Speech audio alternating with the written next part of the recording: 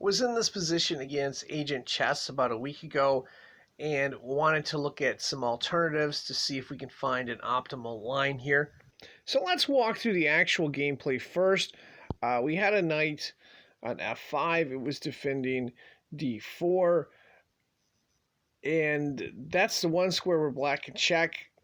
This engine is really good at creating stuff off from checks. Decided to take the bishop with the knight, and then that opened us up to the check. Decided, after thinking over, to defend from e3, and then of course black did hit with another check. Decided to play back. The idea, or the thinking behind this, is after the queen checks from c1, we could defend with this knight and then try to set something up. Black smartly, and this being an engine, took b2.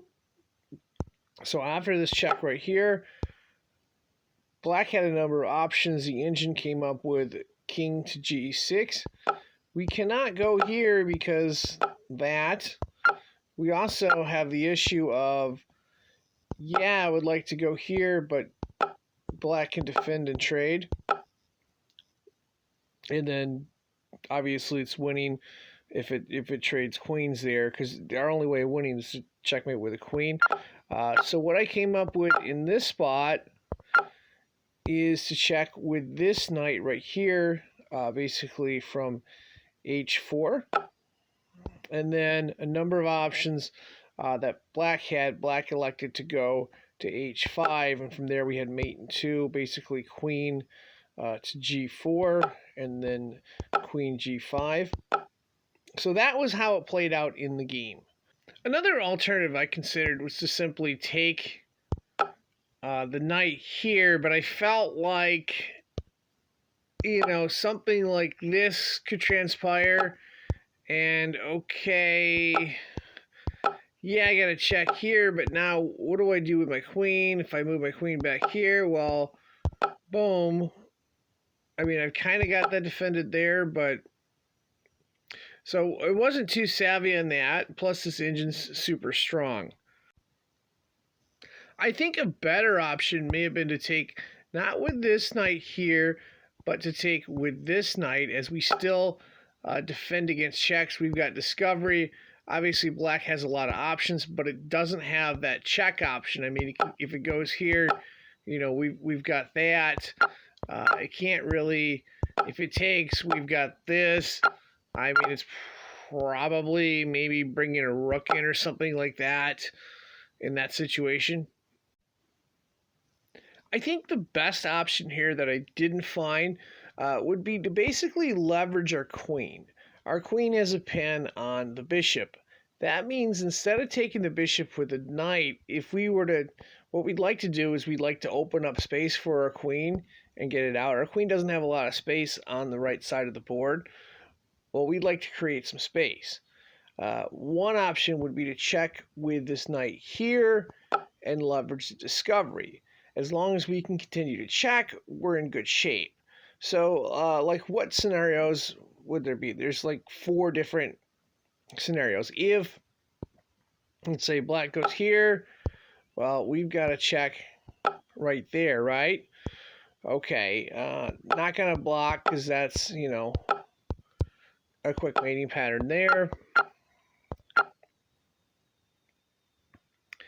And if black doesn't block, we've got that, or alternatively, we've got, let's say black goes here.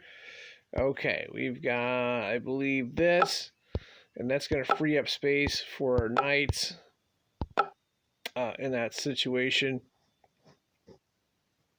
And I believe, let's see, the right combo would be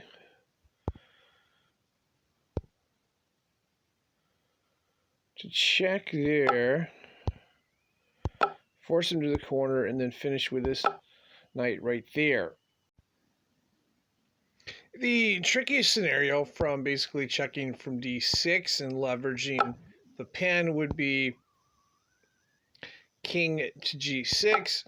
Of course, what we want to do in this situation is we want to leverage our knights. We want to have them be able to make moves. So we're not going to bring our queen in close. Because if we do something like this, you know, okay, king's going to escape. I mean, we can't really, I mean, we check here, knight's gone, you know, that's not good. So instead, from this scenario, want to check from like e6 and funnel the king into a small series of decisions where we can strike with our knights. So let's say king does go to g7. Okay, we can come back with this. Okay, now we can activate our knight. And then from there, we would check, force the king back to h5, and then we could finish it off with a check from this knight right here. In the two other scenarios from this check right here, if, let's say, king goes to h5, we would get this knight involved to f4. From there, if king g5, what we would do is we would check with the other knight. If black takes here, that's checkmate. If alternatively, in that scenario, black decides to go to h4, we play queen h6, and then we push the h-pawn to finish it off there. Now, the other alternative from this scenario is if the king played g5.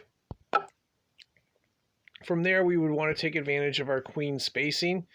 If you'll notice how the squares the queen blocks, we would activate this knight, the d knight right here, and check from f7. That would force the king to one or two spots. If it goes to h5, okay, we check there, force the king back, and boom, checkmate. The other option, of course, if we rewind it a little bit from this check, if, let's say, king h4, well, okay, we're going to check again with the queen, and it's going to be the same result, funneling the king to g4. The idea is to try to funnel the king to squares it can't go, and then use spacing to basically, you want to narrow down the range of choices and not give black a defense if possible. I mean, that's true with pretty much any checkmating scenario.